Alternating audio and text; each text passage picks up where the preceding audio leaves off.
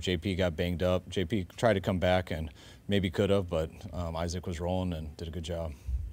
What was the halftime message? You guys obviously came out really well in the third quarter, so was there anything? Stop having penalties.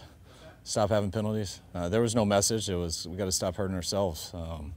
We had I think 7.5 yards of play in the first half, and had a bunch of big penalties that I thought really hurt us. Debo's obvious one getting called back, a couple of the holdings on some long runs, and then missing that fourth down was big. We felt we were doing some good stuff, but we hurt ourselves, and it was nice to start off in the third quarter and go down and score right away. And D started rolling. I think we got a turnover the next drive and did it again, and got on a little groove there for a little bit. What was your concern level there in the fourth quarter when they were coming back? Big. I mean, when you're up 17 or whatever it was, 13, and then take it to a 6-point game and you're getting the ball with 3 minutes left. I mean, that's just normal football. And for the D to struggle for a couple series like they did, and then when they got it back for a possible game-winning drive to go 4 and out was huge. What was so special about Kirby's play in the second half? And do you think this was a sign of things to come after the bye? Yeah, I do. I mean, I think it was a gut check for him. I mean, for all of us, things in the first half, we were close, but it didn't go great. Brock, there was a couple plays I know he'd love to have back, and I thought he came out in the second half, and there's a few plays that weren't there, and he did a hell of a job extending with his feet. The one in particular, we were trying to throw a screen at Debo, and the DN peeled with it, which means you have no play, and he just ran and turned it into a 16-yarder. So he did some real big things there in the second half. You're just like we said about the red zone issues in recent weeks. And of course, the 49ers came out with a lot of poise on those drives and scored 24 unanswered points. Talk about how they were able to solve those red zone issues. I mean, it was just one game. It's a long year. We'll see where we end up in the red zone at the end of the year, but I thought we ran the ball much better down there, and that helps. You're just coming off of this, but Kyle, you're 4-4 going into the bye. Can you assess how these first 8 games have gone and what you see, coming up in the second half? I can maybe do that for you tomorrow. I'm just thinking about this game right now, but I'm glad, you always go into a season, you expect to win them all.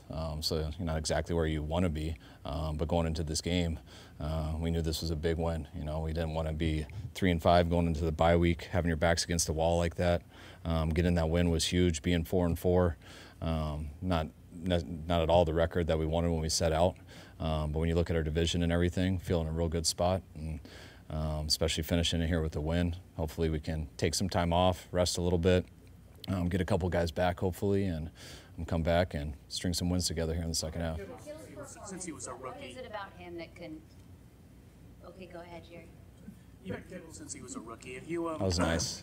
Is there anything he does that surprises you? And isn't he in your mind still an ascending player? Kittle? Yeah. I mean, Kittle's the man. So especially on his holiday, usually does better.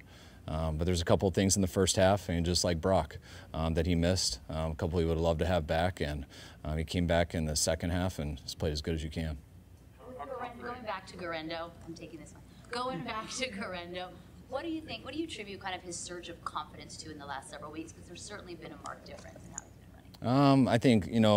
I think he's learned from each run he's gotten. There's a couple runs earlier in the year that he did all right on, but we grade him pretty hard, everybody pretty hard, and he had a couple 4-yard runs we thought he could have got 7 yards on.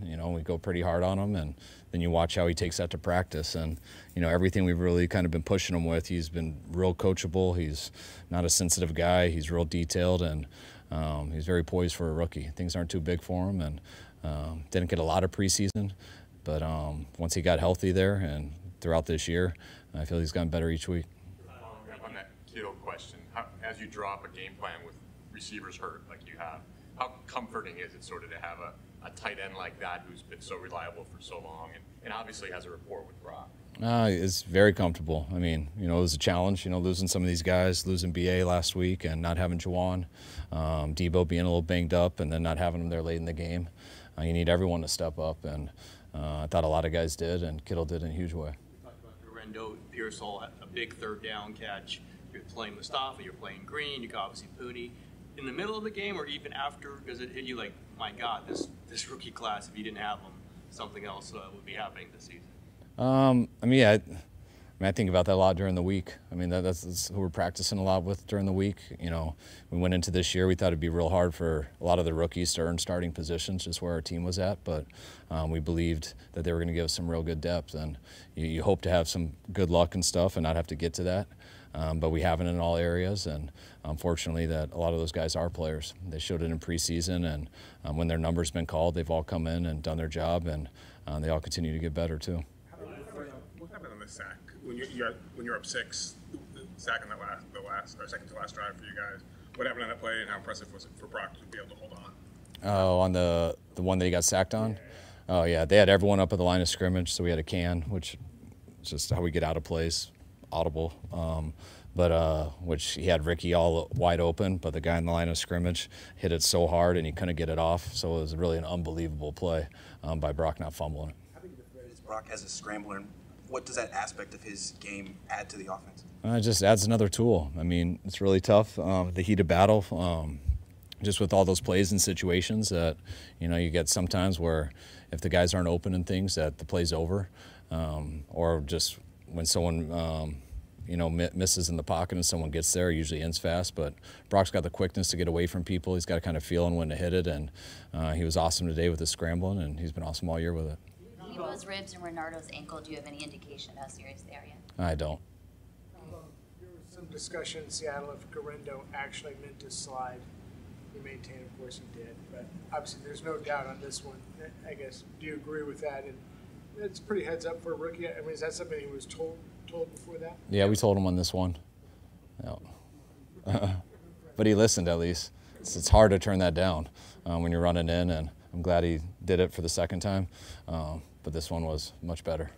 Debo obviously had a big role in this game. When did you know that he could handle a big role given what he went through? I mean, watching him it wasn't necessarily the big. I didn't really know he could have a big role until really talking to him Saturday. But the fact he was able to come out and practice some on Thursday, and you know, do some back-to-back plays and stuff, just seeing how it was. And you know, when you hear that stuff at the beginning of the week and pneumonia and things like that, it's, you know, my mind is kind of ruled out. But you know, when they started working him out on Tuesday and said he had a chance, and that he got through practice to a degree on Thursday, and by the time Saturday came, he said he was feeling great, and we still rotated him a lot and stuff, but we want to get the ball in his hands. What was your message to the team going into the bye week? That'll probably be tomorrow. You know, going into the bye week will be Monday and Tuesday. I'll have a message for him, but I haven't thought of it yet. It'll be to rest and come back ready to go. Just curious, he asked about the halftime speech. Did you overhear any of like the leaders on the team in the locker room saying anything? You guys, it's a game. You guys know where you are record-wise. Did anybody say anything or no? No, honestly, people never do. That's more for movies. I mean, we only have a few minutes in there, and guys break up into their stuff, and we review everything that's happened, everything that's going forward, and usually it's hectic and kind of a something show, and sometimes I call the guys up and quickly break it down, and sometimes I have to go to the bathroom, and I tell Fred to call them up, and so I just say, Fred, offense is up, you got it, let's go, and we just come out. So it's more scheme. All right, thanks, guys.